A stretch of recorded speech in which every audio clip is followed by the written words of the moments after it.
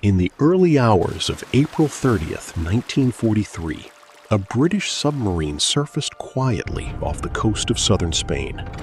Under a moonless sky, 4 sailors carried a canvas-wrapped canister to the deck, opened it, and slid the contents into the cold Atlantic water.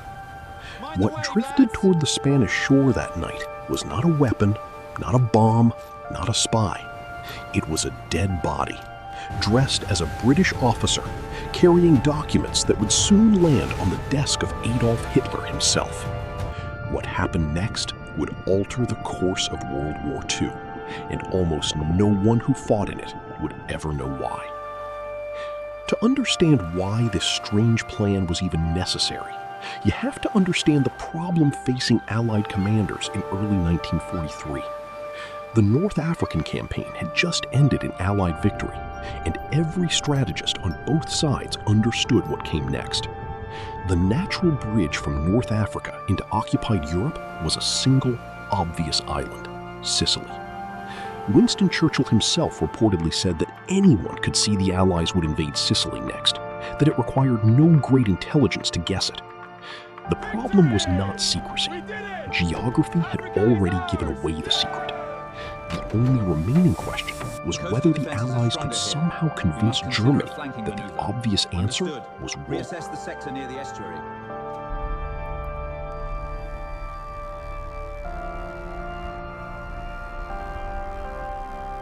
The time for talking is over. We move now, and we move decisively. This was not the first deception idea proposed. A group of British officers, working under a secretive unit sometimes called the 20 Committee, had spent months rejecting elaborate schemes that ranged from planting false radio traffic to staging fake troop buildups in the wrong locations. Most of these plans had flaws that trained German analysts would likely see through in hours. Then, in 1939, years before the operation would ever be executed, a young intelligence officer had written what became known internally as the Trout Memo, a document comparing wartime deception to the patient art of fly fishing, listing dozens of theoretical ways to trick an enemy into believing something false. Buried in that memo was idea number 28, planting fake documents on a corpse and letting a neutral country find it. For years, it sat unused. In 1943, 2 officers finally decided to make it real. Their names were Ewan Montague and Charles Cholmondeley, and what they proposed was so strange that even their own superiors struggled to take it seriously at first.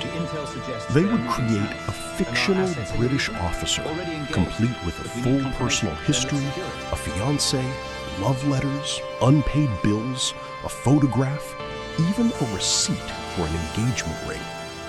They would attach fabricated invasion plans to his body, suggesting the true target was not Sicily, but Greece and Sardinia. Then they would deliver that body to the one place they knew German intelligence would find it. This single deception would not stand alone. It was designed to slot into a much larger, coordinated campaign known as Operation Barclay, a sprawling effort to convince Germany that an entirely fictional army group was massing in Egypt, poised to strike Greece and the Balkans. Fake radio chatter, dummy tanks, invented divisions on paper, and forged troop movement orders had already been feeding this false narrative for weeks.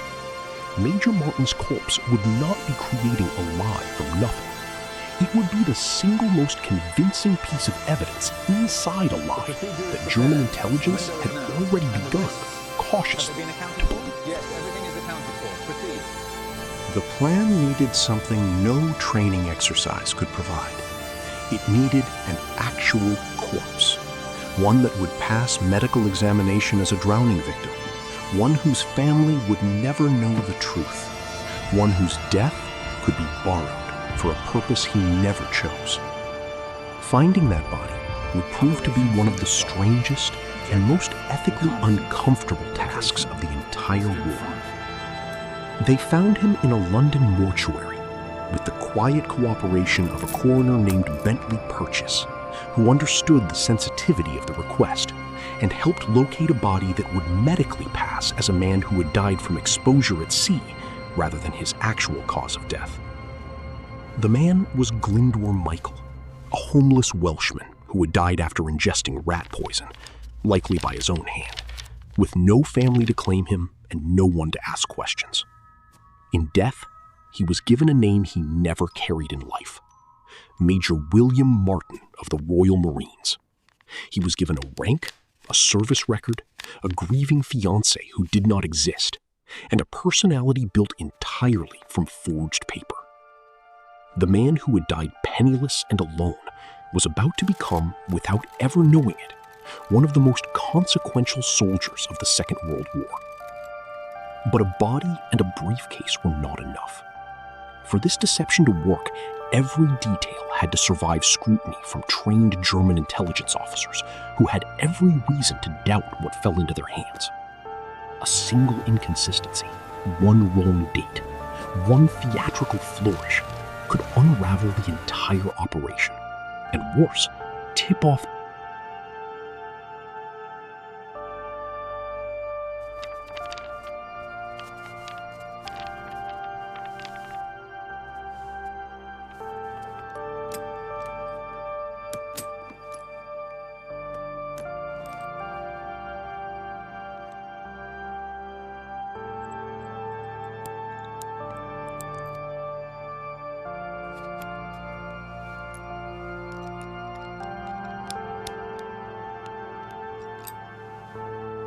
The enemy to where the real invasion was actually heading.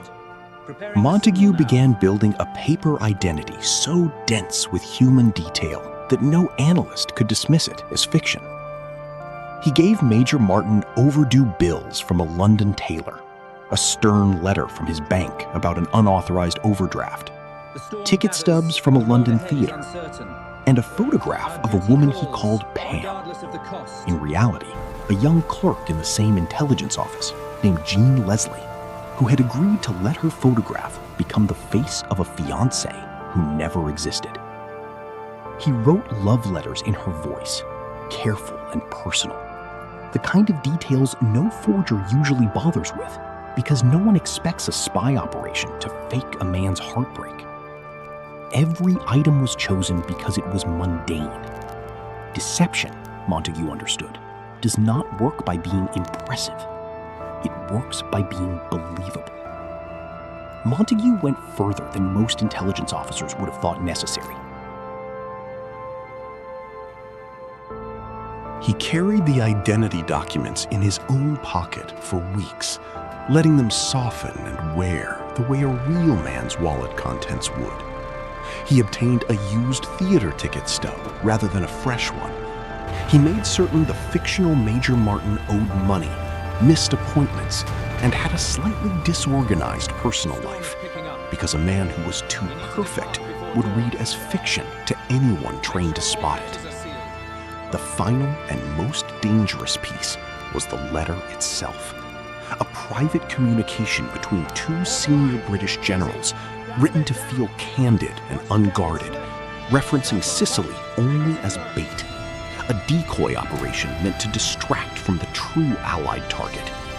Attaching this letter to a corpse, then intentionally delivering that corpse to a coastline crawling with Spanish officials known to cooperate with German intelligence, was either the most brilliant gamble of the war or the most reckless. No one involved could be certain which. What none of them could know, as the submarine crew lowered Major William Martin into the sea that night,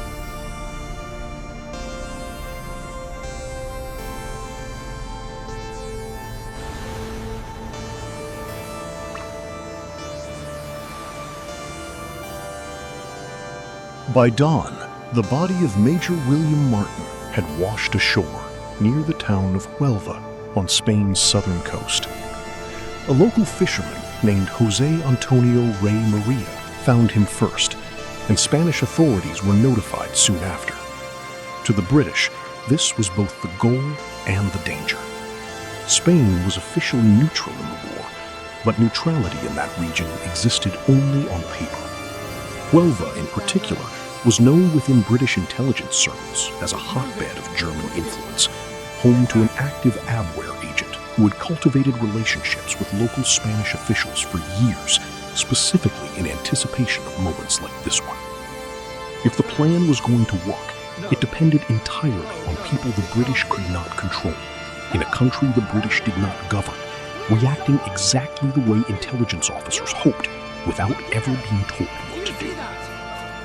The Spanish authorities who took possession of the body followed a predictable, almost bureaucratic process. A local doctor conducted a cursory autopsy, one that Montague had gambled would not be thorough enough to detect that the true cause of death did not match a man lost at sea.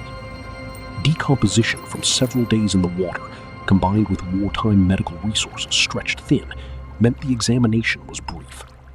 The doctor's conclusion that Major Martin had drowned matched exactly what the operation required. Had a more rigorous forensic examination taken place, the entire deception might have collapsed within hours of the body reaching shore.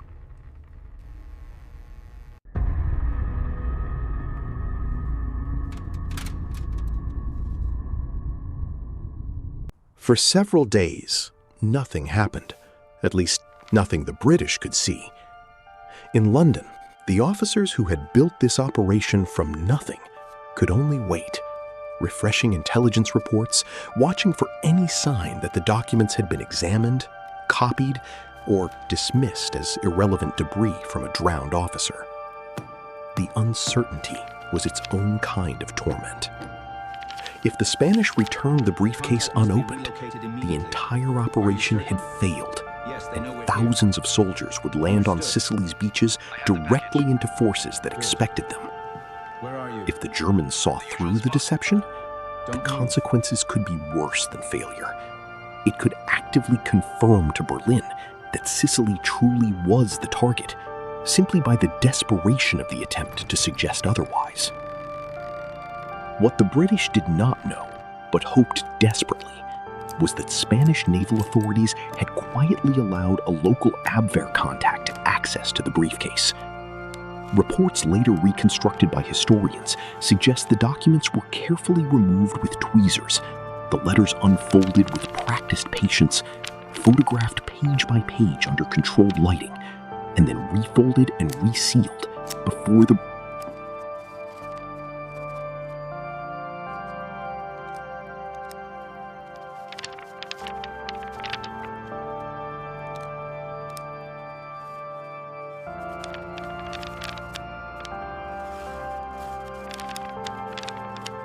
The briefcase was returned to British diplomatic officials through official channels, all while Spanish authorities publicly maintained they had done nothing more than process the paperwork of an unfortunate drowning.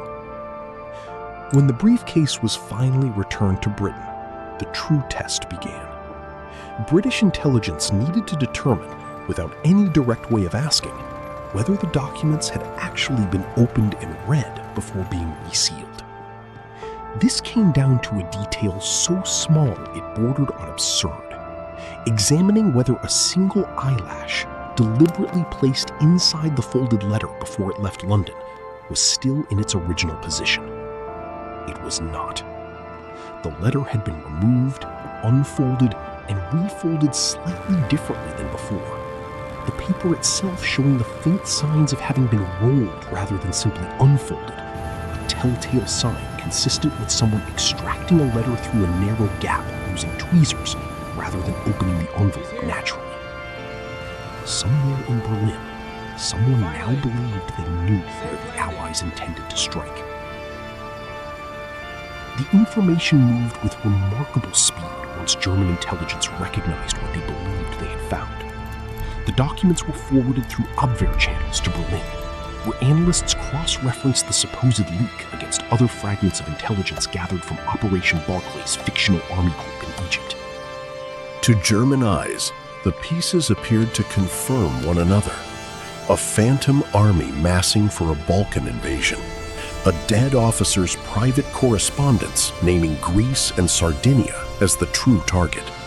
Two separate sources arriving independently telling the same story. What German intelligence did not know was that both sources originated from the same small group of British officers working in adjoining offices in London.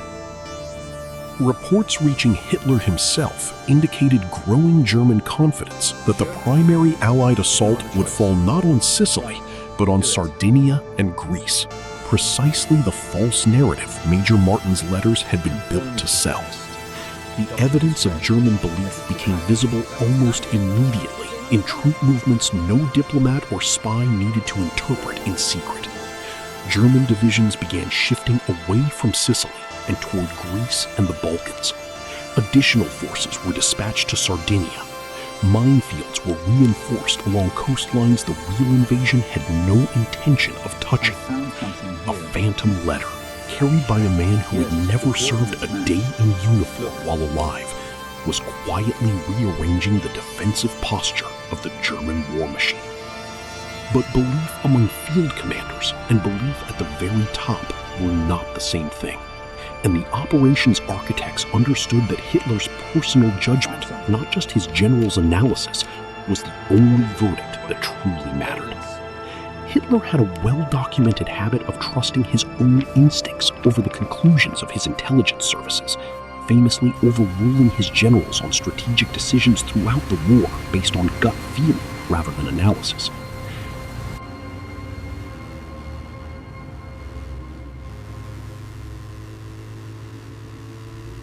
There was no guarantee that a set of documents found on a corpse would be enough to override whatever his instincts told him about where the Allies were truly headed. For the deception to fully succeed, it needed to survive contact not just with German analysts, but with the paranoid, unpredictable mind of the man commanding the entire war. In London, the waiting continued, and with it, a growing sense of dread among the small circle of officers who understood exactly how much rested on a dead man's forged love letters. If they had miscalculated, if Hitler dismissed the documents as an obvious plant, the cost would not be measured in embarrassment. It would be measured in soldiers. Urgent. Inventory critical, dashed, ship immediate. In the weeks following the discovery in Huelva, something extraordinary happened inside the German High Command, something the British would only piece together long after the war ended through captured documents and post-war interrogations. Hitler did not simply receive a report and file it away. He personally reviewed the intelligence drawn from Major Martin's documents, and according to later testimony from German officers, became convinced that Sardinia and the Balkans, not Sicily, represented the true Allied objective. This was not a minor shift in strategic thinking. This was the single most powerful man in the German war machine, overriding his own generals, some of whom still suspected Sicily was the obvious target, precisely because it was too obvious to ignore. Field Marshal Erwin Rommel, one of the most capable commanders Germany possessed, was reassigned toward Greece in anticipation of an invasion that would never come. Panzer divisions that could have reinforced Sicily's defenses were instead redirected toward Sardinia and the Peloponnese. Coastal artillery, minefields, and reserve troops meant to repel an amphibious assault were spread thin across territories the Allies had no intention of touching, weakening the one location that actually mattered. German naval forces in the Mediterranean shifted their patrol patterns accordingly, further stretching resources away from Sicily's coastline at the exact moment concentration mattered most. On the night of July 9th, 1943, thousands of Allied ships approached the coastline of Sicily under cover of darkness. Paratroopers descended inland ahead of the main invasion force, fighting through high winds that scattered many of them far from their intended drop zones. What none of these soldiers knew, most of them for decades afterward, was that the ground they were about to fight for had been deliberately left more vulnerable because of a dead man's forged love letters and a briefcase chained to a corpse's belt. The invasion of Sicily was not bloodless. Real soldiers fought and died on those beaches, and no deception erases the cost of actual combat. German and Italian forces that remained on the island fought with genuine ferocity in several sectors, and the campaign would ultimately take over a month to complete. But German resistance, though fierce in places, was measurably weaker than intelligence had projected it would be, had full defensive strength remained concentrated there. Reinforcements that should have been waiting were still hundreds of miles away, tied down defending coastlines that would never see an Allied soldier. Within 38 days, Sicily was under Allied control. Historians and military analysts studying the campaign afterward would point to Operation Mincemeat as one of the most consequential intelligence deceptions of the entire war, one that, according to some estimates, for decades after the war ended, the true identity of Major William Martin remained a closely guarded secret. Ewan Montague published an account of the operation in the 1950s, revealing the deception itself to the public for the first time. But he deliberately withheld the real name of the man whose body had made it all possible. The world knew the trick had worked. It did not yet know who had been used to make it work, or whether that man would have ever consented to the role forced upon him after death. It was not until 1996, more than 50 years after Glyndor Michael died in a London hospital, that his true identity was formally confirmed and added to his gravestone in Huelva, Spain. The stone had originally read only the name Major William Martin, Royal Marines, a fictional man buried under a fictional rank. Beneath that name, a new inscription was added, acknowledging that Glyndor Michael, a Welshman with no surviving family to mourn him publicly, lay beneath that fabricated identity, finally recognized for who he actually was, even if the world would remember him primarily for who he was made to become. There is something unresolved sitting at the center of this story, something that resists a clean, satisfying ending. Glyndor Michael did not volunteer for this. He did not know his death would be repurposed into one of the most effective deceptions of the Second World War. He left no letters, no family testimony, no indication of what he might have thought about becoming in death more strategically significant than he had ever been permitted to be in life. Operation Mincemeat is remembered as a triumph of British ingenuity, and by most measures, it was. But it was built on the body of a man who never had the chance to say yes.